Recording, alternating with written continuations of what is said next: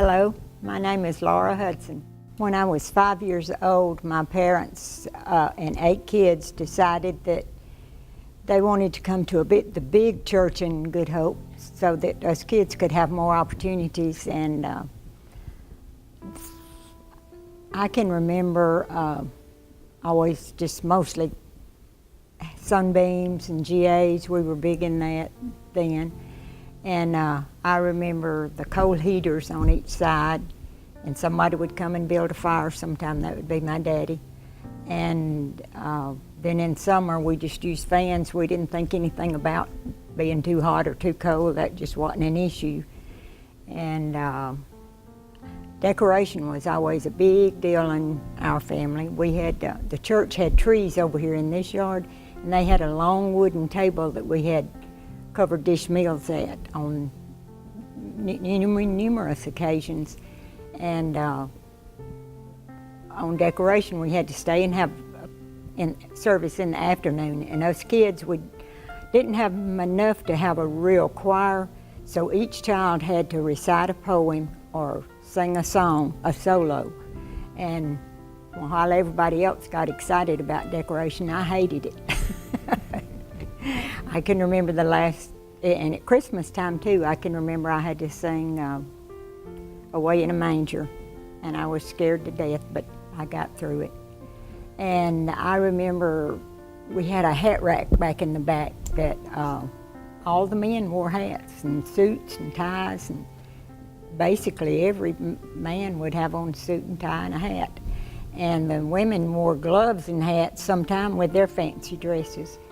And we had to ride to church in a cattle truck, and sometime on the back of it.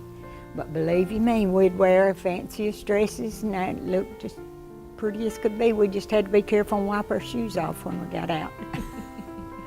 I was saved when I was 8 years old, and we didn't have a baptistry here at Good Hope, so they waited till they had several to be baptized, and then we would all go on a Sunday night up to a church in town and use their baptistry. I can remember revivals. That was a big thing. Several times a year, and my parents, that was a big thing to them. We would work in the field all morning and rush in and wash off quickly and get something on and come down here and have revival and eat, share lunch, and then go home and work the rest of the afternoon and come back for the night service. And several times during those weeks, the preacher, visitors, other church people would come and eat with us. That was always big for my mom. And I